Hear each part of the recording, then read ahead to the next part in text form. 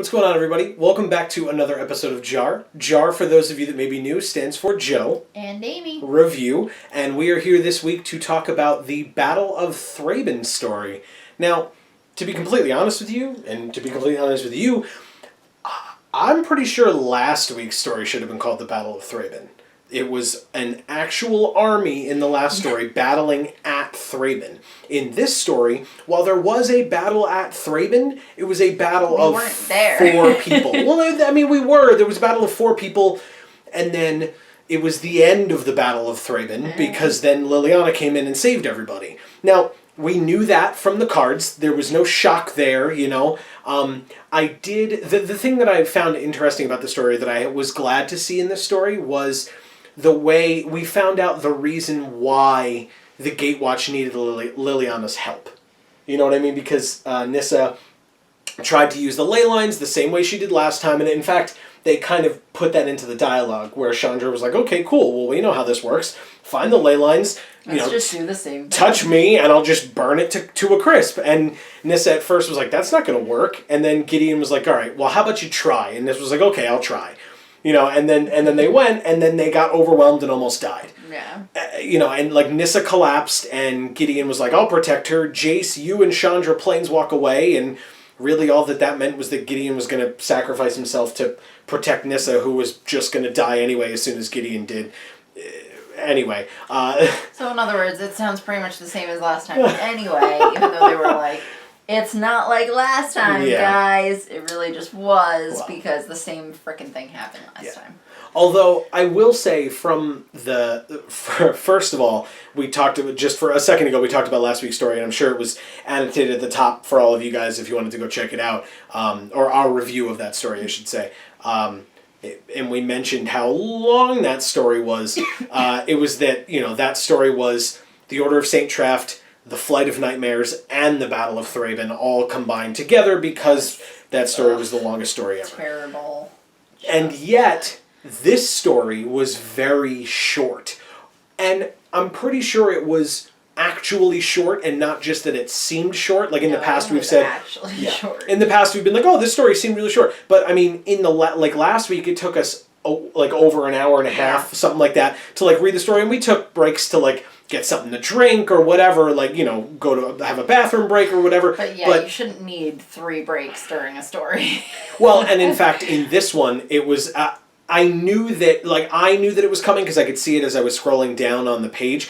But when I said to Amy, I was like, that's the end of this week's story. It was, your response was just, no, there needs to be more. I was like, yeah, no, I'm sorry. Because basically, and I understand that it wouldn't have worked this way, but half of last week's story could have been, or a quarter of last week's story could have been added to this one, and it would have been 2 normal length stories. It wouldn't have thematically made sense. 2 normal stories because it didn't really make sense to do that, but 2 normal length stories, yes. Yeah. Well, and last week's story, there were a lot of lines delineating passage of time. In this one, I'm pretty sure there were only 2 lines, and it was going from Jace's perspective to Liliana's perspective very briefly, and then back to the Gatewatch in general's perspective for the rest of the story. Which, and again, the kind of snippet of Liliana's perspective was just her saying, oh, look, there they are. Just because she saw lights and stuff and fire and... but I have to say... And with Igor in there, so he can make it all Innistrad-y. Yes, and and we met him in the last story where we saw Liliana, Innistrad's Last Hope. But I liked... Igor. Yeah, of course. It's you guys know who it is. The guy with the one giant eye and one normal eye from the cards.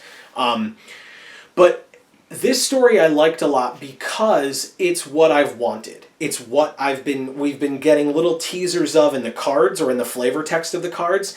It's the personalities of all these characters. And we didn't get that as much. We got it with Jace and Liliana in the Shadows over Innistrad block, when we got that first story of the 2 of them kind of being snarky towards one another, but then everything just went to hell. And there wasn't really time. I mean, again, you partially got it with Tamio as well, talking to Jace, but not as much because Jace was just crazy, and so Tamio was like, oh, you're acting weird, let me help you, and mind melded with him.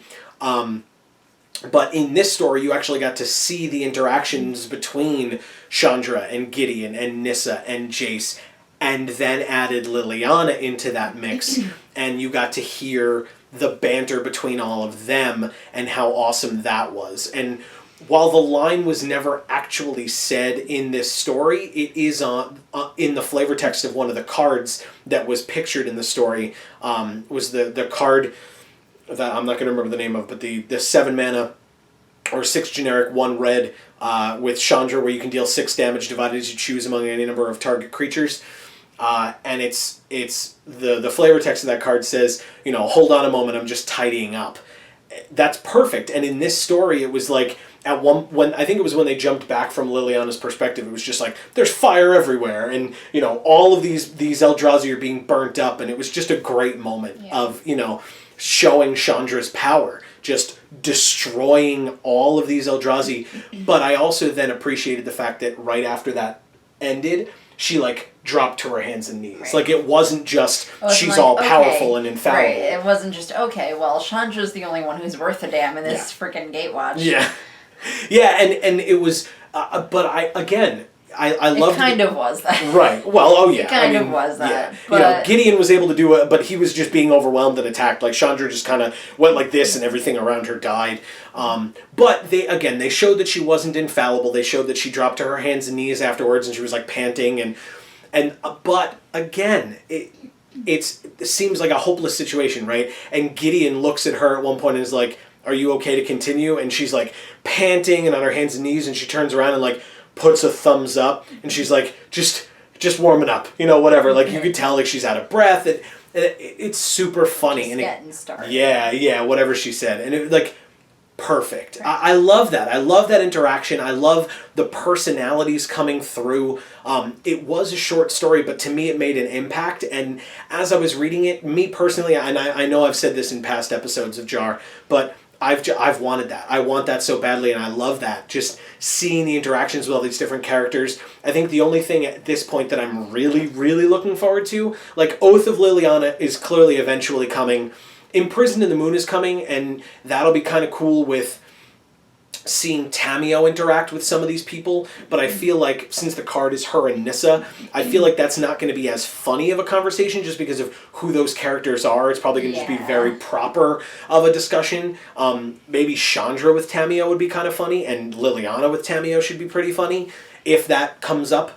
But I'm looking forward to the next story that I'm really looking forward to in terms of interactions and personalities is when we get back to Gisa and Geralf's story. Yeah. I can't wait for that. That's going to be so much fun because that's another teaser on all these cards that we've been seeing in the flavor text is Gisa and Geralf talking to each other and being snarky back and forth. I'm very much looking forward to that, and I don't think they'll disappoint because they really didn't with this one. Again, it was short. I'll give you that, but it made an impact. It made an impression on me of what was going on in these stories. So I'll basically say that in my opinion, this story was a lot better than last week's. Agreed. And it's not because we found out, last week's story we found out a lot of information. It was very, it was very heavy with stuff for us to learn, I guess. Mm-hmm. And that's important, I guess, but this one was a great contrast, and I'm sure that that's why they made sure that it was very short, because last week's was very long. Yeah. So I feel like this was a great contrast. It was very light. It was very funny. Mm-hmm. It was very short. Mm-hmm. And it definitely left you wanting more. Whereas at the end of last week's story, you were just like, ugh. Yeah, never again. I'll give some of it back, okay? And then at the end of this week's story, I was just like, I want more. Yeah. So, it's definitely important that they have a give me more story right after the I'll give some back story. Yeah. And I again, talking about the interactions, I appreciated the fact that Nissa, who was pretty messed up. I mean, she had like collapsed, and so she wasn't even really conscious when Liliana first showed up. But she finally gets to her feet and sees Liliana with the chain veil, which I didn't notice it at the time, but looking at the blown up picture of it, in Dark Salvation, you can see the chain veil kind of on Liliana's hip as she's walking. Yeah, it's like on her belt. Yeah, it's like which is down which is leg. Perfect. Like very thematically appropriate. Not something that I would have noticed if I wasn't looking for it, but now that I, the story was there and I looked at it, I was like, oh wow, look, it's the chain veil, and it's like right there, because none of the cards themselves talk about the fact that the chain veil is a big part, and yet every single story with Liliana has referenced it. Right. Which makes perfect sense, but the cards themselves kind of aren't touching on it, which to me means that it doesn't play a big part in this story, but at the same time, it does. I mean, they're peppering it in there, especially the fact that once Nissa saw the chain veil, she was like half dead, but she still had enough to pull her sword out, and she was like, I'm not fighting alongside that thing. And it kind of took, Gideon was like, all right, like, we get it, calm down, and saying to Liliana, and Liliana was like, that's an odd way to say thank you for saving my life, Yeah. Again, snarky comments. And yet Gideon was kind of like, all right, calm down, like, let's see. And he was like, I don't really know you, Liliana. Like, he partially knows her because I'm almost certain he went to her for help with Zendikar. But Jace is clearly the only one who really knows her. Carnally. Oh, God. Because they're exes. Watch the other episodes in this series if you don't know what that means. That's a thing. But anyway, it was like Gideon turning to Jace and being like, can we trust her? And Jace kind of didn't say yes. Like, he didn't say no. He doesn't trust her. But he didn't say no either, right? Like, he didn't say no, he didn't say yes, and I think... Because he has feelings for her, but he doesn't trust her. Well, and I think it's also, like, Jace is smart, right? Like, that's the whole thing. Jace enjoys puzzles, Jace enjoys... Like, they showed contingency plan in this, and, like, he knows if Plan A doesn't work, Plan B is a thing, right? Plan A didn't work. Plan A was get the ley lines, touch Chandra, shoot Emrakul, kill her. That Plan A didn't work. Plan B, which seems to be the only viable option right now, is turn to Liliana. Right? And Jace knows that. And so he didn't say no because she may be their only hope, or thematically their last hope. So it makes sense. It's, it was interesting, and I'm curious to see.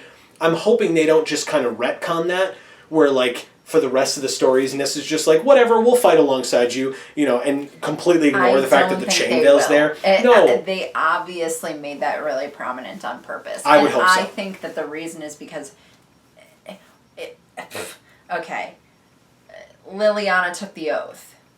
She will take the oath. I mean, she did in the card, but she will. Reluctantly, she took the oath. Yeah. So, what's going to happen is, I guess we'll see her on other planes fighting things. I don't know. I don't know either. I can't see her. But there's opportunity for them to bring her back to interact with the Gatewatch at basically any given time. Oh, yeah.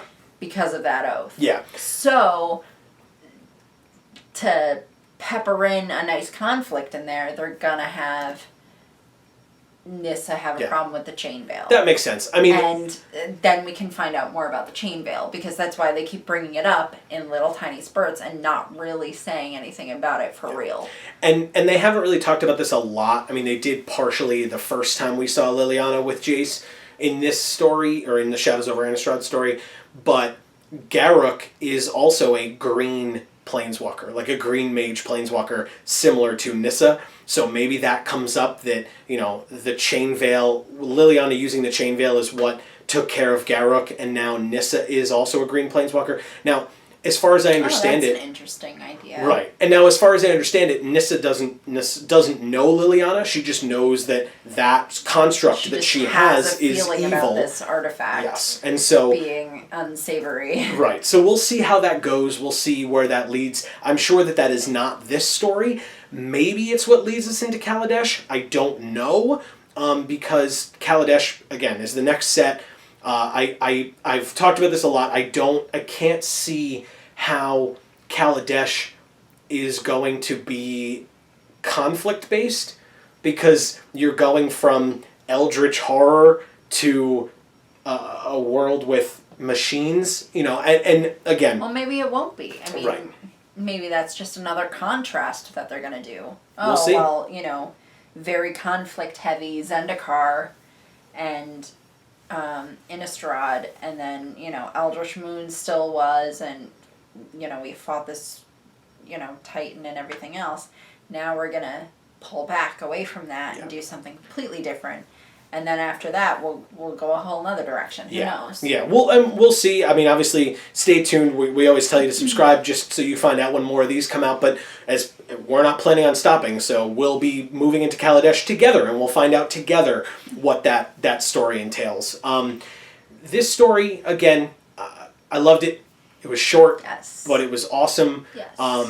It really does move into the future of... what's next? Again, I got what I wanted, which was the snarky interactions. Right. Do you remember, now we read this a little while before filming this, so do you remember your favorite line, or at least what I thought was your favorite line in the story? Liliana reacting to Gideon? Oh, yeah. Where she said that the meat can reason. Yes. So funny. God. I was like, oh my God, that's so mean. So mean. But it's also...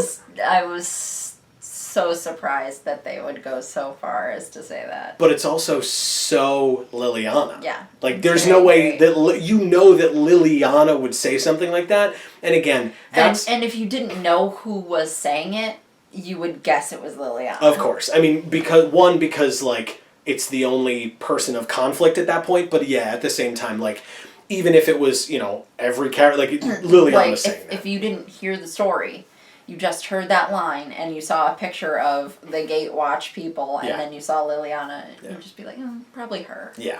So, that was awesome. Again, a great line, and perfect interaction, which is, again, all I want. That's all I want from these stories is, get us to the end point, right? Get us to Imprisoned in the Moon. We know it's coming. That's what I want. But in getting us there, give us interactions like that. Last week's story was necessary because you needed to get rid of Brazella. You needed to show that Thalia was kind of taking up the mantle of Avacyn so that when the Gatewatch is done, when Emrakul is gone, the plane is not just going to go back to, okay, well, now there's no Avacyn, so vampires are just going to keep drinking humans to death, and werewolves are going to keep messing with humans too, and going to keep turning more people into vampires and werewolves. Vampires are going to be trying to kill werewolves, and werewolves are going to be killing vampires until everybody's dead anyway, even though the Eldrazi are gone. And because the conflict still exists, and Avacyn was created to get rid of that conflict. Now, it's very possible that because in this Battle of Thraben, the humans have, banded together, no pun intended, because banding's not a thing anymore, but have banded together with the werewolves and with the vampires. Maybe at the end of this, there is maybe even shaky, but a truce between those groups that, maybe. We'll see. Maybe that's what it is. And, realizing, hey, we can come together to fight in Eldrazi. Why can't we come together on our plane? Right. Especially when I still can't fathom the fact that there will even be enough humans left to matter at the end of all of this. You know what I mean? Avacyn was created to save the humans from the vampires and the werewolves in the first place because they were dying off. Okay, great, Avacyn's here. Avacyn's going mad, and so people are starting to die again, and now people are starting to warp a little. Oops, Emrakul's here. Now there's Eldrazi breaking out of everything. Humans, vampires, and werewolves alike. And there's spirits everywhere, and everybody's killing everybody, and everybody who was in Hanweir is now trapped within that giant Eldrazi township, whatever. I don't know how there are humans left on this plane. I just don't. I don't understand it. Humans have a great way of somehow surviving and procreating. Yeah, I think a lot. Yeah, too much. So you know what? I'm not worried about it. I'm just glad that they're not going into actual numbers. Where originally the population was this many, because they could get into a lot of trouble with that, because it's just chaos. And it's, again, we're trucking through. I loved this story. It was great. Gisa and Geralf is the next one that I'm really looking forward to, although I would not be surprised if next week is just the Oath of Liliana story. Yeah.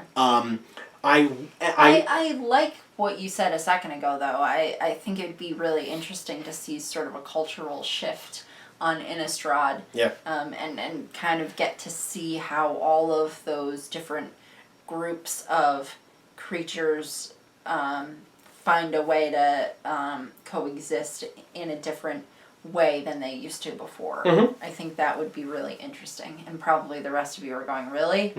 No, but to me, that's interesting. Well, let us know, right? I mean, let us know if that's interesting to you, because I think that would be nice. I think that would be a nice way to tie this all together. Now, the other thing is that I was thinking of, we know that Imprisoned in the Moon occurs. We don't necessarily know how yet or how it's figured out. But I will say that don't forget, because we did the Shadows over Innistrad story. We read all of them. We reviewed all of them. So, again, shameless plug, go check them out. But regardless of that... Read the stories first before you check out our videos, please. Always, yes. If you're new to this series, that's what we've been telling you. Read the stories, look at the art. These videos are not summaries, they're opinions. Yeah, so exactly. You need to know what happens in the story first. Exactly. And then you can then join in the conversation. That's the fun part. Right. Join in the comments down below on our Facebook, on our Twitter. Those links are in the description. You can always talk to us about those things because we love interacting with you guys as well. And that's why we're making these videos in the first place. True. We want to tell you what we think because we want to hear what you think too. True. And we want you to be able to say, like, not flat out, hey, you guys are wrong, but like, oh, hey, I disagree. Maybe it's this way. And again... Right. You can say flat out, you guys are wrong, but tell us why. Yeah. Yeah, and we can talk about it, and we'll give our opinions, and you give yours. One of the things that I was thinking of that I find interesting, in Nahiri's story, when we find out about her time trapped in the Hell Vault, when Nahiri first shows up on Innistrad looking for Sorin, she shows up at the Hell Vault because she sensed Sorin, and it was the Hell Vault instead because Sorin put so much of himself into the Hell Vault and Avacyn that that's where she ended up. She realized that the Hell Vault was made of the same stuff as the moon. Like, it was essentially just a piece of the moon on Innistrad, and that it ended up holding her and a butt-ton of demons and Avacyn. Right. Now, Nahiri, since she brought Emrakul to Innistrad, I'm pretty sure she's not sharing that information with anyone. And yet, somehow, by the end of this story, they become aware of the fact that the moon can hold Emrakul. Right. The same way that it held Nahiri, the demons, and Avacyn. And just a piece of it. In just that sliver or that shard or whatever. So, I mean, obviously, the whole moon can hold a lot more, which is good because Emrakul is a whole lot more. But I hope they do their research and their math there and make sure that it's going to hold. Well, because that's what they said. There's only one vault big enough to hold her. But well, you know what? I mean, how good is that vault? You really need to make sure you know what you're doing. But don't forget, I mean, obligatory Doctor Who reference, it's clearly bigger on the inside, at least the Hell Vault was. If you are able to enchant the moon in the same way, then as long as you can get Emrakul through the face of the moon, I don't know that Emrakul is just inside of the moon. You know, there was She's on the dark side of the moon. Wow. Obligatory Dark Side of the Moon reference. Once you can get her through the face of the moon, clearly, at least in the Hell Vault, it was kind of just a void, right? It clearly wasn't the inside of the Hell Vault, because otherwise Nahiri would have been like, oops, there's a side, here I am, I'm just trapped. No, she was like falling for eternity, and again, tons of demons were shoved in there with her, and she couldn't see anything, so... Regardless. If they're able to make the moon the same way, I'm curious... Yeah, but then they probably would need Sorin's help. Maybe, and he's still alive, so that's totally possible, but it could also be through Tamio's research that they find that out. I don't know. We shall see. I don't know if research can take the place of magic that creates a giant hole inside a giant entity such as a moon. Agreed, and we shall see. It's super powerful, who knows. But that's for much later. We'll get there. I'm just saying I hope that is explained, because that's something that I'm curious about, is that as far as I know, Nahiri and maybe Soren are the only ones who know that fact. How do the rest of our heroes, making it like a Saturday morning cartoon, how do the rest of our heroes find that out? And I really want to find that out, because being someone who's such a fan of Nyssa, tonight's story was really not... she was in it. Yeah. I guess. Yeah, she was. I mean, look, but I think it was because she was super powerful and super important to Ulamog and Kozilek going down. Without her and Chandra together, like, Gideon and Jace did not do basically anything to stop Ulamog and Kozilek. Now, the first time through, it was really Jace and Nyssa who, like, you know, put the Hedron network together to stop Ulamog, but once it became Ulamog and Kozilek together, and it was all Nyssa and Chandra. Right. And, like, Gideon was just like, I'll stop these little guys from hitting you. You know, and, like, that's stupid. And Jace is just hiding. So he's just a dude with a sword. What's he gonna do? Be meat. Right. Is what he's gonna do. Be meat who can reason. That can reason. Yes. Because... but no. Well, and so... Since that brings it full circle, since that brings it back to meat who can reason, interactions between the characters, which was, again, clearly my favorite part of this story. Do you have anything else? I don't know. This story was good. It was short. It was great. If you didn't listen to Amy, or if you're new and you didn't know that that's our philosophy, go read the story. Go look at the art. You're doing yourself a disservice if you just watch these videos, because we want to review it. But we're not summarizing and reviewing. We're just reviewing. And we don't want you to adopt our opinion. We want you to have your own. Correct. And if we change your mind, that's fine. But we also want you to have the opportunity to change ours. Yes. And so if you have theories, thoughts, comments, predictions, let us know in the comments on Facebook, on Twitter. We're opening the discussion up, and we want to hear from all of you. And again, there's a like button and a dislike button. That's for this particular video. Let us know what you thought of the video. If you liked it, like it. If you disliked it, dislike it. If you do either of those things, please let us know why. Because if you disliked it and it's something that we can change, we will be happy to do that and take it under consideration, because we want to do what we can to make everybody enjoy it. We're just here sharing our opinions. I will also say, for channel stuff, Eldritch Moon just came out. Hopefully you guys had an awesome pre-release. I know we did. We had so much fun. Shanaz from the channel crushed it. If you guys watched those videos, Shanaz from the channel was the only undefeated that night. So good for Shanaz. Congratulations. We will be opening some prize packs soon. Stay tuned to the channel. You'll see that. Subscribe down below. But we also already have pre-release kit openings up on the channel. We have 2 videos of us opening 2 boxes in each video. By the time you are watching this, we will also have already opened 2 booster boxes, and we'll have a little special Fiancé Fat Pack battle going on, where you get to see us battling one another to see who gets the better Fat Pack.